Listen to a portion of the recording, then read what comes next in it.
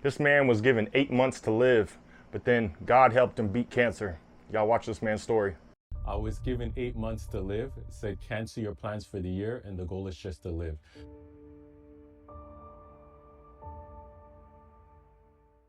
My name is Robert Johnson. I work at Wildwood Lifestyle Center as a chaplain, and I also teach the Ministry of Healing class to the guests and the students. And Romans 8:28 became my favorite verse because it gave me hope.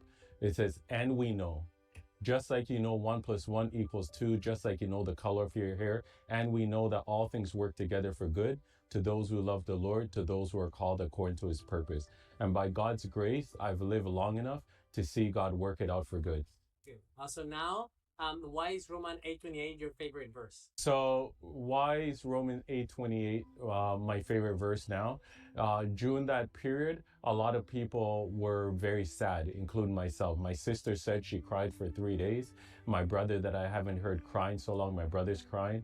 My dad is saying eye water just fell out of his eyes. And one of my close brother in Christ, he's crying and he's saying, it's not fair, why you? It's not fair, why you? Somebody that I studied the Bible with in Michigan, and he turned his life around, he just kept saying, you saved my life. You saved my life. He's crying and saying that, you saved my life. And but somebody else was trying to give me a different perspective. He shared some verses with me in Psalms 119:67, but also Romans 8:28. And he was emphasizing, and we know that all things work together for good. He says, Rob, we already know this is going to work out for you. And I said, do I? He said, yeah, we already know. And we know that all things work together for good to those who love the Lord, to those who are called according to his purpose.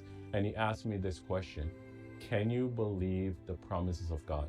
Normally you ask me that question any other day, and I said yes, easily, no hesitation.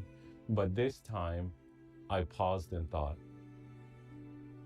And I just said, yes, I can believe the promise of God. Why?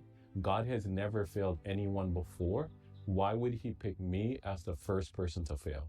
And two, if I could trust God in good times, I can trust him in bad times. And yes, I can believe the promises of God. I didn't know that I would be alive 13 years later to watch how God work it out for good. But now I help other people with cancer. I help the guests with other things, and I live to see God work it out for good. Wow, another great testimony of God's healing and God's love for people. Y'all like, follow, and comment down below if y'all want to keep seeing these testimonies.